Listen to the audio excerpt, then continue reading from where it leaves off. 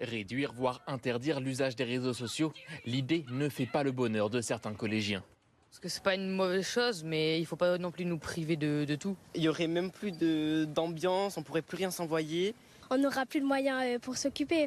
Parmi les propositions de Gabriel Attal pour lutter contre l'addiction aux écrans, un couvre-feu numérique pour les 15-18 ans ou encore une limitation d'usage des réseaux sociaux à 1 heure par jour pour les mineurs. Des mesures généralement bien reçues par les parents. Ils ont accès à tout pour le moment et je trouve que c'est pas sain du tout. Je pense que c'est bien de réduire. Après, est-ce qu'il faut réduire à 1 heure, 2 heures ou 3 heures? C'est dur de dire. Autre proposition, l'interdiction pure et simple des réseaux sociaux pour les moins de 15 ans. Mais cela impliquerait de vérifier l'âge des utilisateurs avec des risques pour leur vie privée. Il faudra bien faire un tri entre les internautes mineurs et les internautes majeurs. Ça peut créer des problèmes extrêmement lourds en cas de faille de sécurité ou de fuite de données à caractère personnel. De plus, une telle interdiction risquerait par la suite de se heurter au droit européen. Bon, déjà, premièrement, VPN. Deuxièmement, impossible, parce que tu peux pas rentrer dans le foyer des gens pour aller éteindre les téléphones des ados. Troisièmement, les parents, au lieu de dire que c'est une bonne idée et d'attendre que le gouvernement prenne en charge l'éducation de vos enfants, éduquez vos gosses. C'est quand même pas compliqué de mettre des contrôles parentaux sur les téléphones. Donc au lieu de dire oui, le gouvernement c'est bien, ils veulent réduire, non. C'est pas au gouvernement de réduire. Vous n'êtes pas content avec le temps que passent vos enfants sur leur téléphone, mettez des contrôles parentaux et puis on n'en parle plus en fait. Pourquoi vous attendez que monsieur Macron vienne faire des règles pour éduquer vos gosses? C'est quand même un truc de ouf, hein.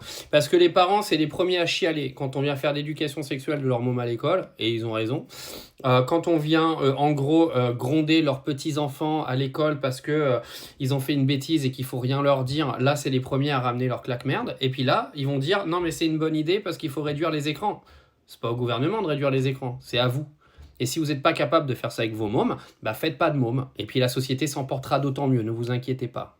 Oui, parce que ça sert à rien de surpeupler la planète si c'est pour faire des débiles, hein. Non, moi je vous le dis autant que je le pense. Si c'est pour faire des mômes et pas les éduquer, n'en faites pas. Ouais, je pense que c'est une meilleure solution. Ça en va du bien de la planète et de l'humanité. Mais sinon, juste pour vous dire, aucune chance que ce soit mis en place. Parce que ça peut être détourné de toute façon de tous les côtés. Il y a des règles également avec les plateformes que tu ne peux pas aujourd'hui combattre parce que t'es pas dans une dictature ici. Encore heureux que les ados aient le droit d'avoir le nez sur leur téléphone sans que tu rentres dans leur chambre pour leur retirer leur téléphone quand ils ont 17 ans.